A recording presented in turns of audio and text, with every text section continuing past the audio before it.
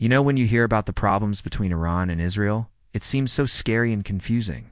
Like, what do these two countries have against each other? And why won't they just be nice to each other? To understand this, let's imagine the Middle East is a big neighborhood, and the countries are houses in that neighborhood. Now let's talk about Iran and Israel. They're two houses next to each other. For a long time, even though they were neighbors, they didn't really get along. Now it's gotten a bit more tense, like when kids argue, but on a much bigger and more serious scale.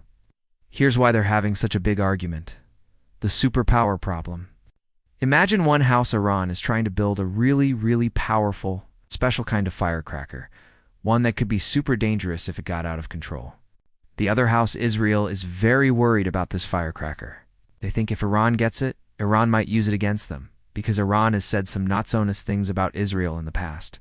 So Israel tries to stop Iran from building this firecracker. They might sneakily mess with the firecracker building tools, or even pop some of Iran's balloons. Iran says, no, this firecracker is just for our lights. It's for electricity, not for hurting anyone.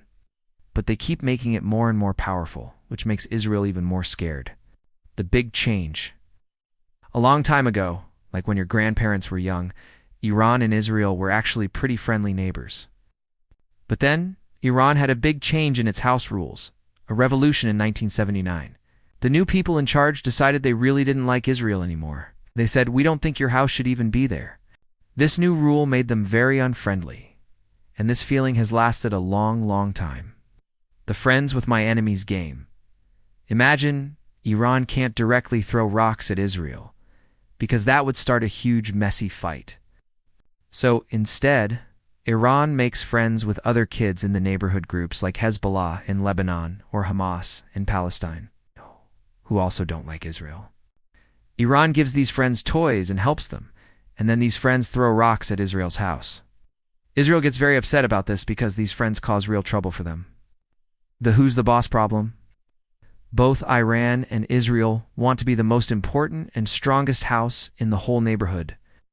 So, they often try to get other houses to be on their side. For example, in a country called Syria, Iran tries to build little forts and bring its friends close to Israel's house. Israel doesn't like that at all. So, Israel flies its planes and bombs those forts in Syria to make sure Iran and its friends don't get too close or too strong. The who threw the first stone moment.